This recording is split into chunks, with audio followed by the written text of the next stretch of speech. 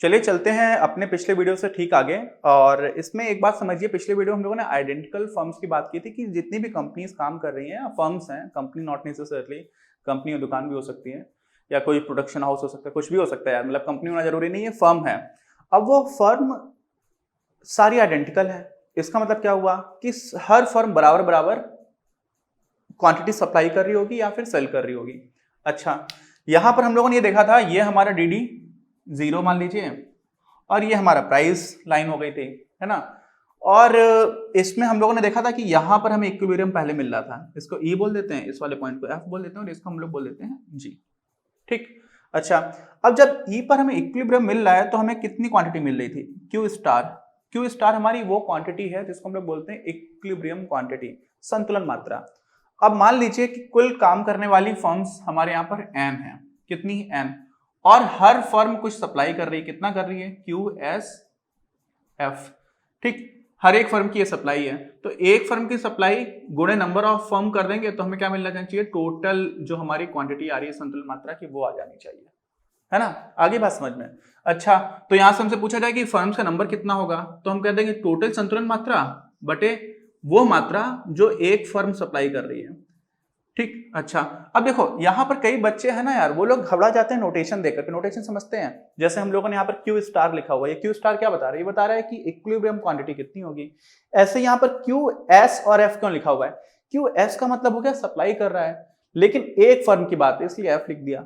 ठीक, तो इसमें और जरूरी नहीं कि आप ऐसे ही लिखो, कुछ भी आप कुछ और नोटेशन भी यूज कर लोगे, दिक्कत नहीं होगी।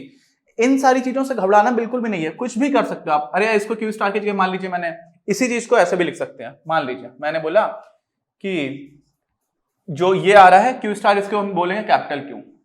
ठीक, और एन इंटू स्मॉल क्यू।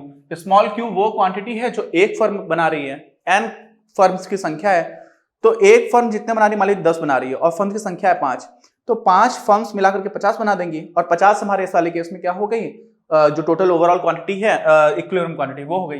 तो यहां पर अब ये लिख देंगे तो लोगों को बहुत आसान लगता है, एन इंटू क्यू बराबर कैपिटल क्यू। लेकिन इसी को अगर यहाँ पे क्यू स्टार कर दिया, यहाँ पर क्यू एस एफ कर दिया, तो लोग डर जाते हैं। डरने की जरूरत नहीं है यार, नोटेशन से क्या डरना। ठीक। अच्छा, तो यहां से हम लोगों ने समझा क्या कि ये जो चीज निकल करके आई है इसी को हम लोग अभी यूज करेंगे। ठीक है। अच्छा, तो देखिए हमें एक उदाहरण दे रखा हमारी किताब में, ये डिमांड कर्व की इक्वेशन दे रखी है और ये दे रखी है सप्लाई कर्व की, और ये किसकी सप्लाई है, एक फर्म की। ठीक है, एक फर्म के लिए।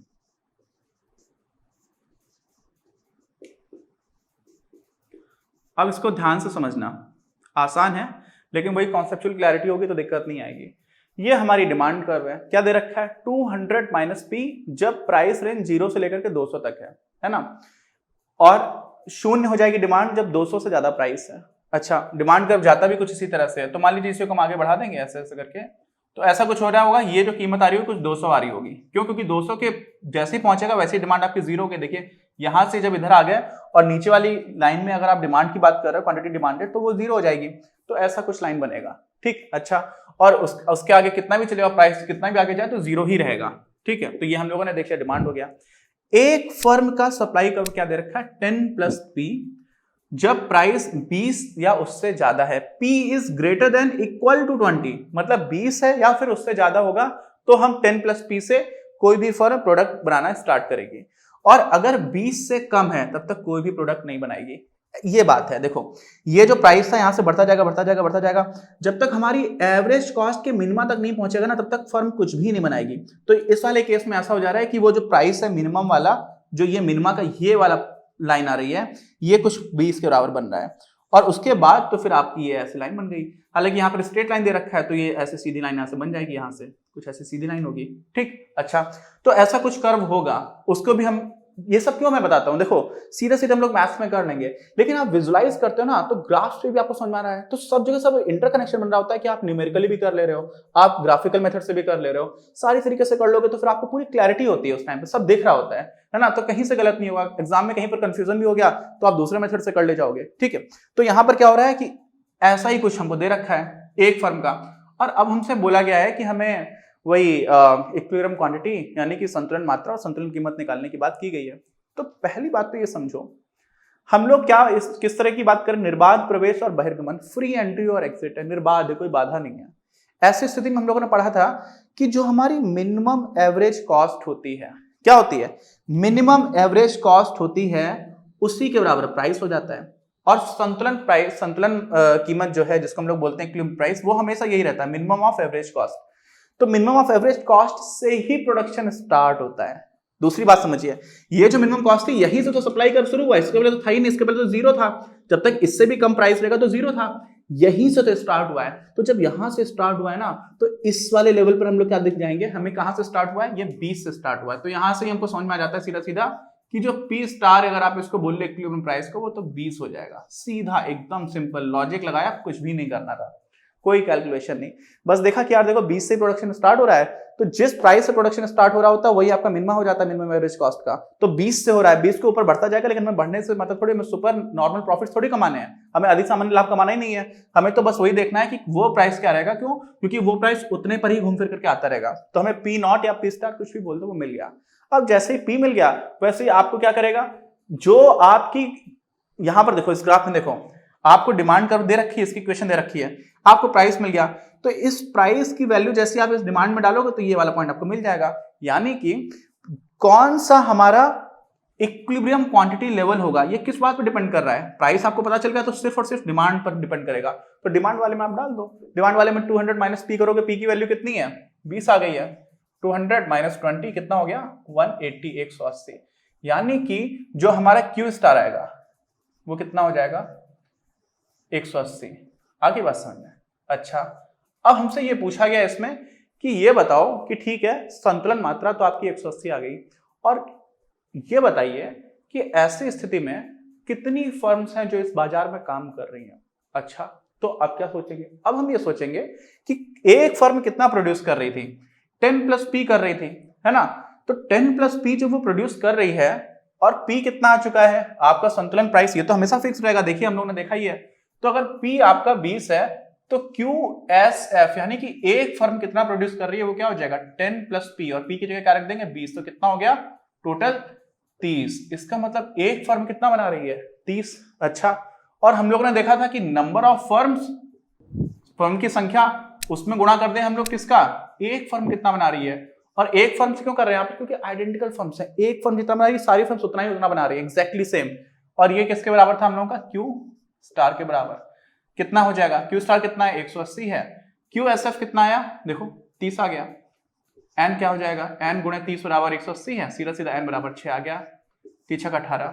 ठीक, यानी कि इस मार्केट में कितनी फर्म काम कर रही है, 6 फर्म्स काम कर रही है। तो इस उदाहरण में हमें सबसे इंपॉर्टेंट काम क्या था, ये था, इसके बाद तो सब कुछ हल हुआ है, इसके बाद तो कुछ भी नहीं था। अच्छा, अब एक चीज और जो हम लोगों ने पिछली बार देखी थी, उसी को थोड़ा ठीक से देखते हैं। क्या देखा था पिछले वीडियो में, कि ये जो हमारी लाइन है ना प्राइस फिक्स रहने की, एक तरह से ये सप्लाई कर्व भी तो है। देखो क्यों है, सप्लाई कर्व ही एक्चुअली है। देखो ये हमारी डिमांड कर्व है, और ये अगर हमारा सप्लाई कर्व आप मान लो, तो जहां पर सप्लाई कर्व और डिमांड कर्व काटते हैं वही तो हमारा इक्विलिब्रियम पॉइंट मिलता था, वही तो मिलता था।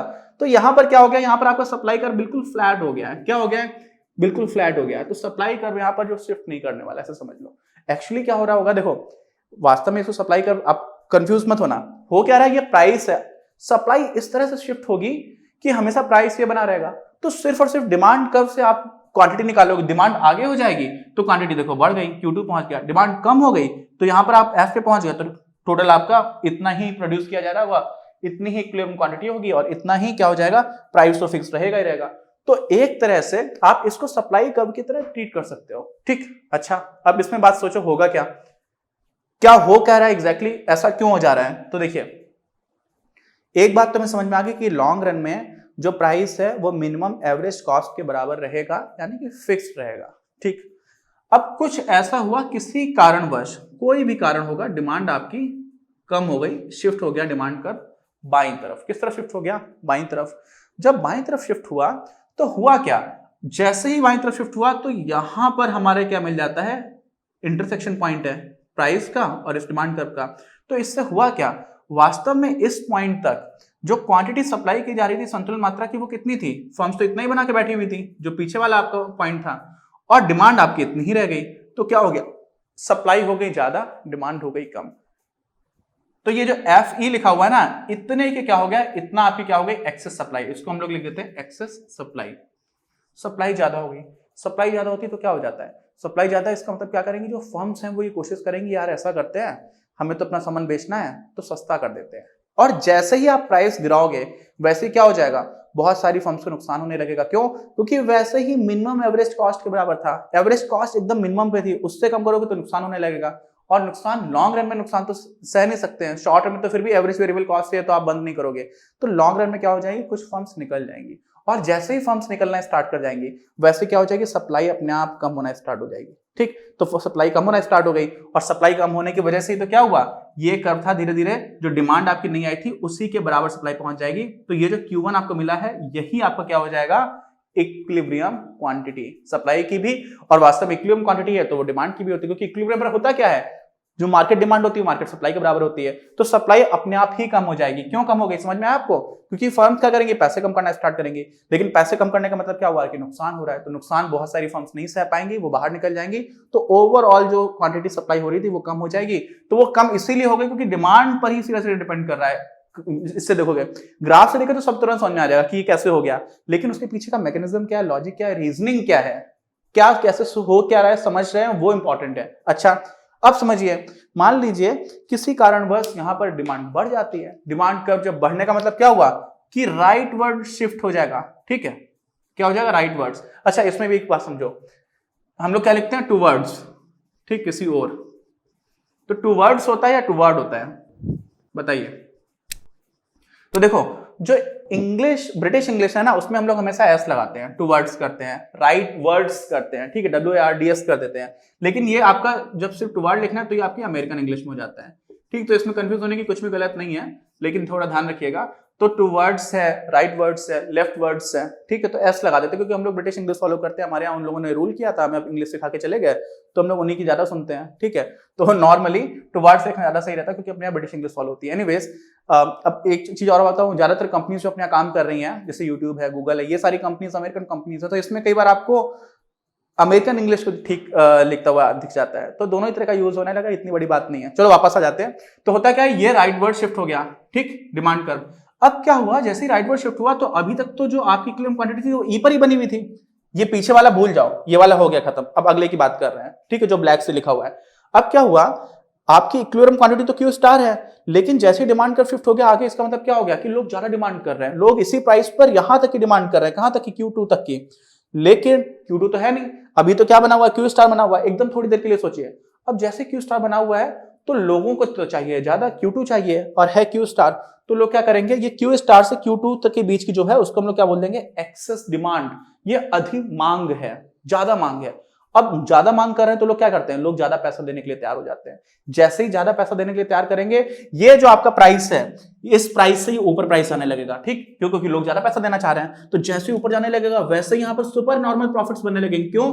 क्योंकि मिनिमम एवरेज से ऊपर चला गया है, तो सुपर नॉर्मल प्रॉफिट्स बनने का मतलब क्या हुआ कि और फर्म्स देखेंगे अरे यार इसमें तो फायदा है इस सेक्टर में, तो और फर्म्स घुसना स्टार्ट हो जाएंगी, और फर्म्स जैसे घुसना स्टार्ट हो जाएंगी, सप्लाई बढ़ने लगेगी, सप्लाई बढ़ते बढ़ते बढ़ते क्यू स्टार से बढ़ते बढ़ते बढ़ते बढ़ते Q2 हो जाएगी, और Q2 होते होते ही क्या हो जाएगा, जो आपका प्राइस लेवल था वो फिर से प्राइस जो बढ़ा हुआ था वो बढ़ेगा नहीं, वापस आ जाएगा।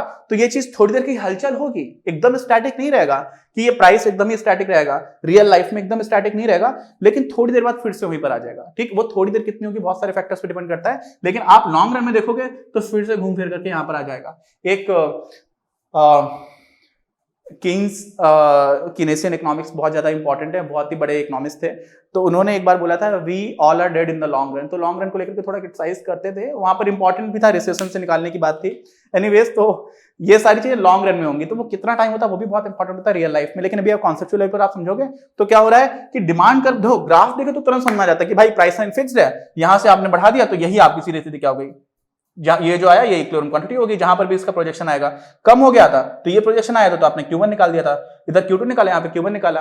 ठीक, लेकिन हो क्या रहा है, एक बार एक्सेस सप्लाई हो रही है, तो जब एक्सेस सप्लाई हो जाती है तो फॉर्म्स निकलना स्टार्ट हो जाती हैं, एक्सेस डिमांड होती है तो लोग ज्यादा पैसे देना चाहते हैं, तो सुपर नॉर्मल प्रॉफिट्स बनने लग जाते हैं, तो कुछ और फॉर्म्स आ जाती हैं, तो फिर अपने आप सप्लाई एडजस्ट हो जाती है, तो सप्लाई पूरी तरह से हमें डिमांड कर्व को फॉलो कर रही है, लेकिन लॉजिक क्या हो रहा है वो समझना इंपॉर्टेंट है। अब एक छोटी सी चीज और बची, छोटी सी चीज क्या बची कि ये अगर आप सप्लाई कर्व की तरह देख सकते हो, मैंने आपको बताया था, ठीक, इसी की जगह नॉर्मली सप्लाई कर्व कैसा होता है, नॉर्मली सप्लाई कर्व ऐसा कुछ होता है, मान लेते हैं थोड़ी देर के लिए कि ये सप्लाई कर्व हमारा होता, तो उस स्थिति में जो ओरिजिनल हमें इक्विवेलेंट पॉइंट मिलता वो ये मिलता, क्योंकि ये हमारा डिमांड कर्व था शुरू वाला और ये हमारा सप्लाई कर्व हो गया, ठीक। अच्छा, लेकिन अगर डिमांड कम हो गई होती, ये वाली आ गई होती, तो फिर हमें ये वाला पॉइंट मिल जाता। तो क्या हो रहा है, देखो यहां पर जब आप थे तो ये आपको पॉइंट मिला था एक, और यहां पर आपको क्वांटिटी को एक पॉइंट मिला। थोड़ा ध्यान से समझना, थोड़ा मैसी हो रहा है। यहां पर आपको ये मिल गया और फिर ये मिल गया, तो हुआ क्या कि प्राइस आपका पहले P था, अब मान लीजिए P2 हो गया, तो प्राइस हो गया कम, और साथ में जो क्वांटिटी पहले थी Q, और यहां पर मान लीजिए कुछ P2 मत मानिए, यहां पर ये क्वांटिटी आ जाएगी, तो यहां पर भी क्वांटिटी हो गई कम, ठीक है। थोड़ा मैसी हो गया है, मैं आपको समझा रहा हूं। देखो हो क्या रहा है कि जब इस तरह का सप्लाई कर्व है ना, तो प्राइस भी चेंज हो रहा है। यहां पे तो प्राइस चेंज होना ही नहीं है, वो सबसे इंपॉर्टेंट चीज है, लेकिन साथ में क्वांटिटी में कम अंतर आया। यहां पे देखो Q स्टार से Q1 तक अंतर पड़ गया था, इतना बड़ा, और उस वाले केस में सिर्फ इतना सा अंतर पड़ रहा है। तो होता क्या है, ऐसे समझ लो कि जब एकदम फ्लैट लाइन है, प्राइस एकदम फिक्स्ड है, उस केस में क्वांटिटी में ज्यादा बड़ा बड़ा अंतर होगा, ठीक है। क्वांटिटी मतलब इक्विलिब्रियम क्वांटिटी, जो संतुलन मात्रा, उसमें बड़ा बड़ा अंतर पड़ेगा। डिमांड कर्व शिफ्ट हुआ तो अपेक्षाकृत काफी बड़ा अंतर पड़ेगा। किसकी अपेक्षाकृत, जब आपका सप्लाई कर्व कुछ इस तरह का था, यहां पे तो सप्लाई कर्व वैसा रहा ही नहीं, यहां पे तो यही नेचर हो गया, प्राइस लाइन एकदम फिक्स्ड है, ठीक। तो यहां पर क्वांटिटी ज्यादा आ रही है लेकिन प्राइस बिल्कुल चेंज नहीं हो रहा, इसीलिए समझ रहे हैं। तो ऐसा समझ लीजिए कि प्राइस में चेंज नहीं हो रहा ना, इसलिए क्वांटिटी में ज्यादा चेंज करना पड़ रहा है। यहां पर क्या हो रहा है, यहां पर प्राइस भी चेंज हो रहा है आपका और क्वांटिटी भी चेंज हो रही है, ठीक। तो हम लोगों ने समझा कि और वैसे भी आप देख लो कि प्राइस और जो भी क्वांटिटी है इक्विलिब्रियम पर, वो दोनों एक ही डायरेक्शन में चेंज हो रही होती है जब डिमांड कर्व शिफ्ट करता है। ये भी हम लोगों ने अपनी थर्ड वीडियो में पढ़ा था, ठीक है। तो ये सारी चीजें आपको अच्छे से समझ में आई होंगी, काफी इंटरेस्टिंग है। मतलब मुझे तो बहुत इंटरेस्टिंग लगता है, और सारी चीजें कॉन्सेप्चुअली क्लियर रहती है ना, तो बिल्कुल डिफिकल्ट नहीं है यार, ये एकदम ऐसे चुटकियों का खेल है। तो मुझे उम्मीद है कि आपको ये वीडियो पसंद आया होगा, लाइक करिए पसंद आया तो, और अपने दोस्तों के साथ शेयर करिए, चैनल सब्सक्राइब करिए और बेल आइकन जरूर दबाइए, जिससे कि आपको पता चलता रहे कि हमारे नए वीडियोस कब आ रहे हैं। मिलते हैं हम लोग अपने अगले वीडियो में। इस वीडियो के प्रायोजक हैं आप, और अगर आप ऐसे ही और वीडियोस बनाने में हमारी मदद करना चाहते हैं तो पैट्रियन पर जाकर या फिर स्क्रीन पर दिए गए QR कोड को स्कैन कर अपना योगदान जरूर दें।